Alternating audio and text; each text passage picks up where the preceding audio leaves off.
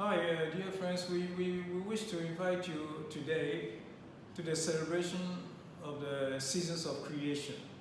This is an ecumenical celebration done by all Christian churches in collaboration and in support of our brothers and sisters of the Orthodox tradition who have always been celebrating this the first day of September as a day, beginning of creation, and so prayer for creation. But we celebrate it particularly putting the emphasis on the seasons of creation. So this invites us not to celebrate creation as just an event which we attribute to God, but in its diversification of the 4 seasons. If we're living here in Europe, or the 2 seasons if we're living in the tropics.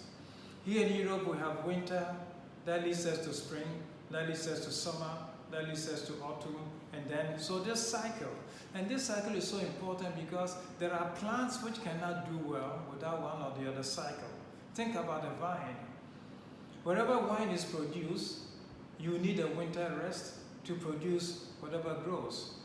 Tulips in Amsterdam require a season of rest, a season of sleep in the cold winter. So that's the beauty of the seasons of creation.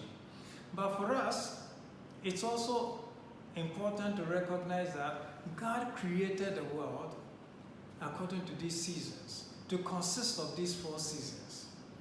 And this means that God created the world according to an order which is represented by the succession of these 4 seasons, or 2 seasons if it's in the tropics.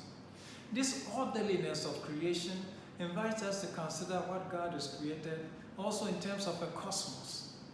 Cosmos, the Greek word cosmos, means to establish order or to adorn.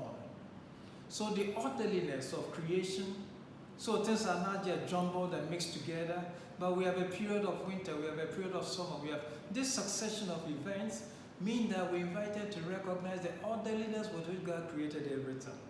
And in fact, orderliness makes for beauty. And orderliness is what makes the world a habitable place for humanity. Therefore, when our world is threatened, it's threatened because the risk is then that the orderliness that exists is being abused, is being thrown overboard, and when there's no order, then it's big chaos and everything is jumbled together, and the earth is not capable of supporting human life anymore. So on this day, we want to recognize this, that God created the world with order, to obey a certain orderliness so that it can support human life and human existence. And this is what we want to recognize. And so thank God in the first place for having created the world with such orderliness, and also pray that we ourselves also learn to help maintain this order that exists in creation so that we don't go back to chaos, which according to scriptures was what everything was before God started creation. Thanks for your attention, and thanks for wanting to celebrate this with us.